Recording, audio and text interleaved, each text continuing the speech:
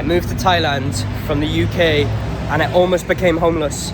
I had a couple of months of fun and I came with some savings. A couple of months in, I met this Thai girl and we got a little bit close, but there was a dark secret that laid beneath the story that I will not tell.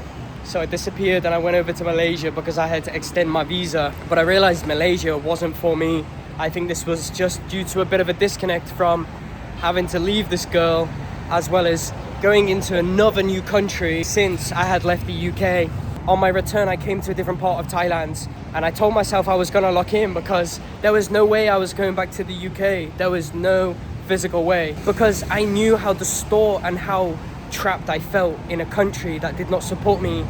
And I said to myself one thing: no matter what happens, I will not come back. Because why do I want to go to a place that doesn't serve me? And it didn't provide me what I actually needed, feeling trapped for so many years with a corrupt system and being around people who didn't see what I saw. And I was always that go-getter, the individual who wanted to have fun with life and take the opportunity. And look, I landed myself in Thailand, and this is only the pivotal point of my life, so I've decided to document it. It's a little bit different from what I usually do, but I think this is the new adjustment of the series, how I am surviving. A few days ago I was at the point where it was even beg someone for a flight back to England or be homeless in a country because I really didn't want to come back. Being in the second province in Thailand provided me a foundation to lock in. I started building the brand out and it was growing slowly, but I wasn't gaining enough traction to be seen enough and I wasn't able to make money. But recently, after a lot of stress, hello, England, Thailand. God, staying in unedited. Hello. I'm just trying to shoot my shot. Back to it. Being in the second province of Thailand gave me that opportunity and that foundation. And I said to myself, this was the period to lock in. And that meant that I was just gonna stay in the same location till I finally made it. And the consequence of that was almost becoming homeless. But recently, and I don't know how the fuck I did it, I pulled an online job. I just wanted to say that no matter what happens, life always has hidden doors and you might not see it in the moment.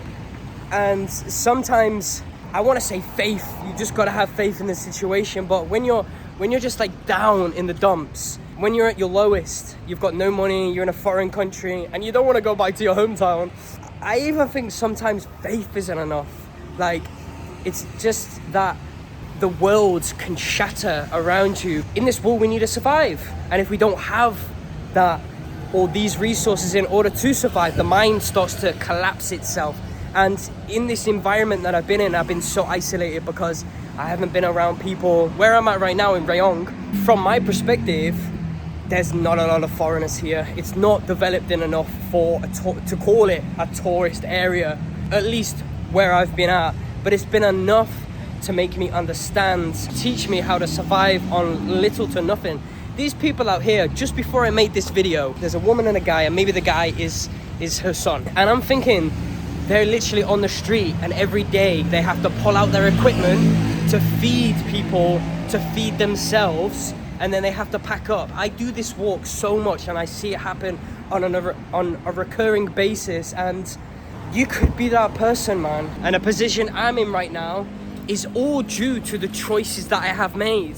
And I know I haven't made a lot of good choices, and I know that I still gotta repair some things. But in order to repair something, like say if someone's sick, you can't heal in that environment, and that's why I had to leave.